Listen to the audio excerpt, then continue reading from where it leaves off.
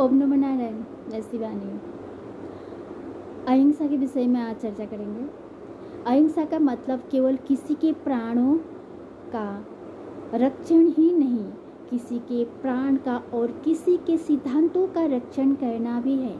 अहिंसा अर्थात वो मानसिकता जिसमें प्रत्येक व्यक्ति को अपने विचारों की अभिव्यक्ति का अधिकार हो, किसी व्यक्ति को अपनी अच्छा का कर्म करने का अधिकार मिले चाहे ना मिले, पर अपनी इच्छा को अभिव्यक्त करने का अधिकार जरूर होना चाहिए। अहिंसा का संबंध किसी के शरीर के आघात पहुंचाने से ही नहीं, किसी के हृदय को आघात पहुंचाने से भी है।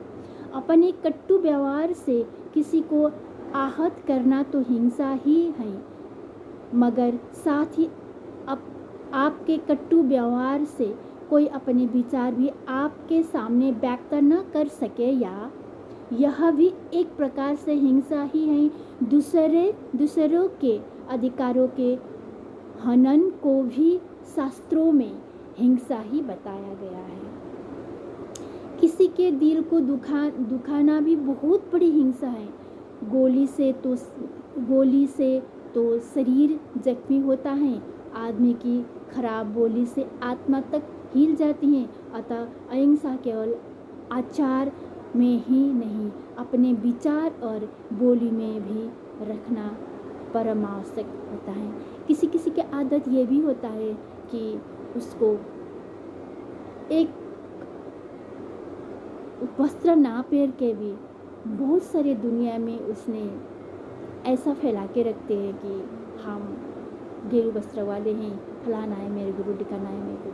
पर जब वो असलियत में आ जाते हैं तब उनको फिर वस्त्र दिला देते हैं। पर जब उसको वस्त्र मिल जाता है तब उसको अहमपन आ जाता है, तो संतों में ही अत्याचार करने लगते हैं। तो इन संतों को मेरे 10 उंगलियां जोड़ के विनम्र में अनुरोध करता हूँ कि उसको संत में पद ना दें। कहीं भी आप लोग कहीं भी जाओ, ऐसा संत को पद ना दें कि कोई संत आए उसको चिमटा बरसाएं। कि मेरी रिक्वेस्ट है। शिवानी माँ। ओम नमः नारायण। सतगुरु को ओम नमः नारायण। ओम नमः